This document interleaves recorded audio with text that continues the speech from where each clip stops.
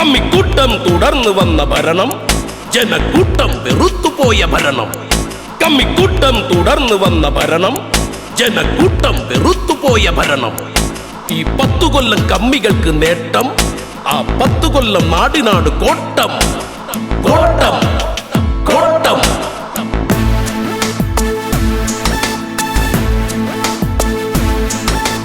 രക്തസാക്ഷി ഫണ്ട് അവർ മുക്കി, ദുരിതാശ്വാസ ഫണ്ട് എടുത്ത് നക്കി.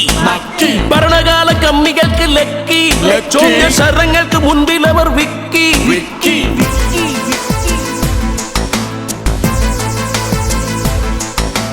കമ്മികൾക്കൊരൊറ്റ വാശി, അയ്യപ്പനോടാണ് വാശി. പെണ്ണുങ്ങളെ മലയിൽ കയറ്റി സ്വർണവും അടിച്ചു മാറ്റി.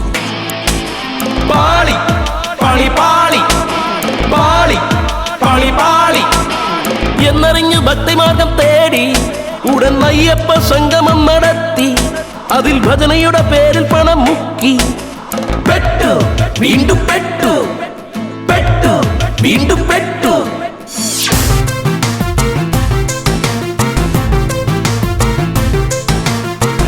AI ക്യാമറയാർ റോഡുകളോ ആഹാ, 2 മാസം കൊണ്ടതിന്റെ കാര്യം സ്വാഹ. പിൻവാതിൽ നിയമനങ്ങൾ തിരികെ കെറ്റി പലവിധം, ഗുണ്ടായിസത്തിൽ മുങ്ങി നാടിൻ കാര്യം ഗുരുതരം.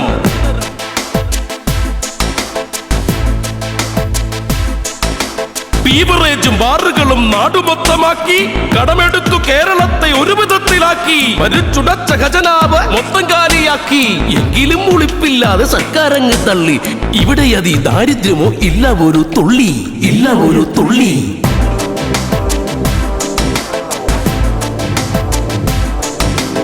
ഈ ഭരണം മാറണം, ജനം പറയാൻ കാരണം അത്രമേൽ വെറുത്തു ഇടത് ഭരണമെന്ന മാരണം. ഈ ഭരണം മാറണം, ജനം പറയാൻ കാരണം അത്രമേൽ വെറുത്തു ഇടത് ഭരണമെന്ന മാരണം.